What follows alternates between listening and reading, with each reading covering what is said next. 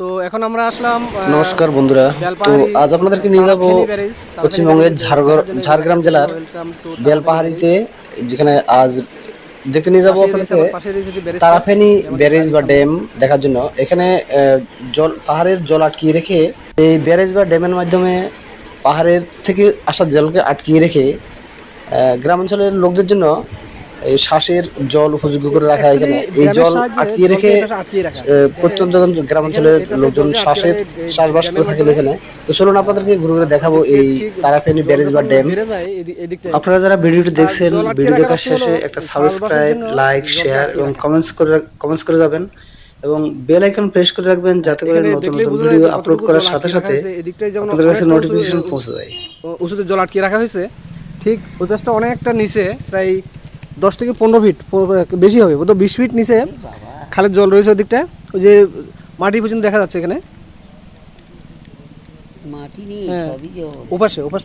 ওপাশটা ওই যে মাটি, ওদিকটা মাটির মতো দেখা যাচ্ছে। মানে জল এখন ড্যাম থেকে ছাড়া হয়নি। জল হ্যাঁ, জল ড্যাম থেকে ড্যামে আটকে রাখা হয়েছে, এগুলো গ্রামবাসীদের চাষবাস করার জন্য এই জল আটকে রাখা হয় এই ড্যামের সাহায্যে। পিছনে যারা বেলভারি গ্রাম দিয়ে যারা রয়েছেন, তাদের চাষ করার জন্য এই জল আটকে রাখা।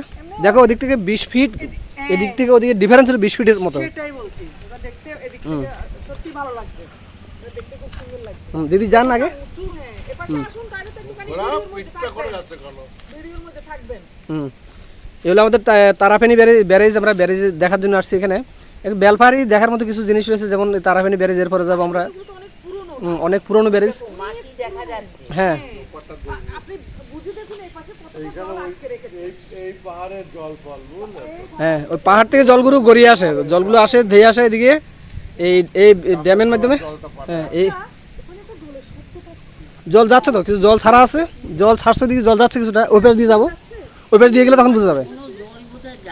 হ্যাঁ, কিছু জল যায়, মানে একটা দুটা গেট ছাড়া আছে, একটা গেট ছাড়া আছে ওইদিকে, যেগুলো জল যায় আর কি। যে শব্দটা পাচ্ছি ওদিকে জল যাচ্ছে, কিছুটা জল ওই জলটা থাকালেই বুঝতে পারবো। অপোজিটের জল থেকে এই জল প্রায় 20 ফিটের মতো উপরে, 20 ফিটের মতো আটকিয়ে রাখা হয়েছে। হ্যাঁ, কোথায় খুলেছে কে জানে? এদিক থেকে তাকালেই বোঝা যাচ্ছে প্রায় 20 ফিট গভীর। এই পাশে 20 ফিট উঁচু, ওই পাশে প্রায় 20 ফিটের মতো নিচে। একটু দিকে নিয়ে আসো না। ময়লা আটকে রেখেছে হাতে। আর এই জল দিয়েই গ্রামবাসীরা চাষবাস করে, চাষের জন্য জল আটকিয়ে রাখা ব্যারেজের। আর বিশেষ করে বর্ষাকালে যখন জল অতিরিক্ত হয়েছে, তখন এই ড্যাম ছাড়তে বাধ্য হয়। হুম,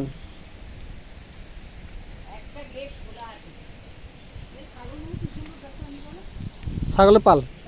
এটা নাও না, সুন্দর লাগবে। তাহলে পাল্টা নাও, খুব দারুণ। ছাগলের পাল, এই যে সুন্দর। এখানে গ্রামের মধ্যে এসব ছাগল যারা পোষে, যারা ছাগল, যে অনেকটা ছাগলের পাল রয়েছে, অনেকগুলো ছাগল রয়েছে এখানে, যারা দল বেঁধে বেঁধে যায়। না না, ওরা ফিরছে, ঘাস টাস খেয়ে এখন ফিরছে এরা। অনেকগুলো ছাগল রয়েছে এর মধ্যে। ওরে ব্যারেজ পাড়ি ওই দিকটা যাবে।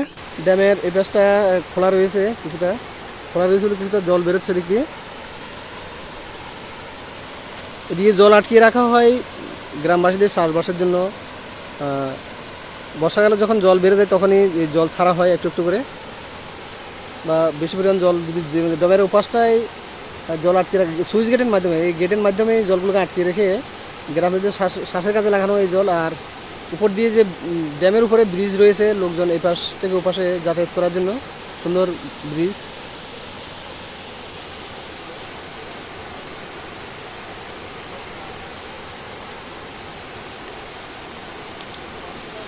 এটা হলো তারাফেনী ব্যারেজ।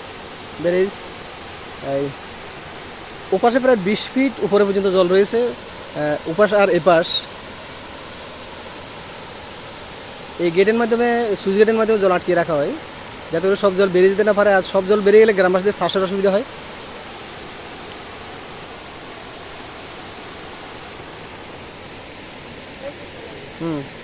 এই যে একটা বক, এখানে সাদা বক দেখা যাচ্ছে, যে মাছ শিকারে বসেছে এই বক। সুন্দর একটা বক মাছের আশায় বসে আছে, যদি একটা মাছ শিকার করা যায়। আর এদিকটা পাকা করে রাখা আছে, যাতে করে ভেঙে না যায়। এটা জলের স্রোতে অনেক সময় ভেঙে গেলে দুই পাশের জন্য খুবই অসুবিধা।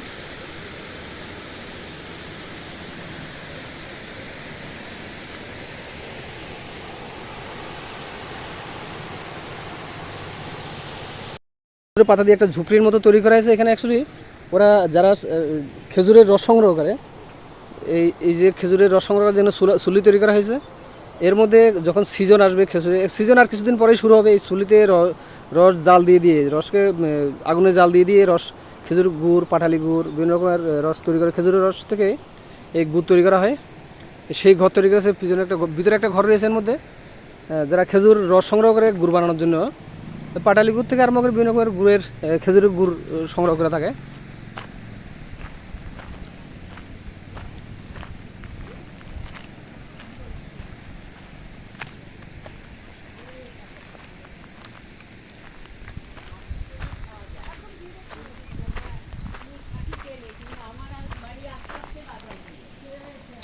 এটা হলো তারাফেনী ব্রিজের উপর দিয়ে, ব্যারেজের উপর দিয়ে ব্রিজ, এই পাশ ওপাশ লোক যাতায়াত করার জন্য।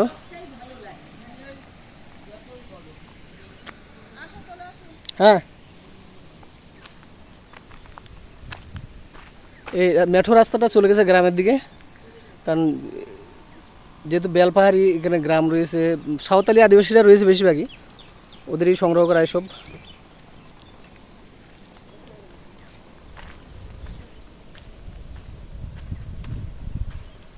তো এখন আমাদের ফিরে যাওয়ার পালা আজকের মতো।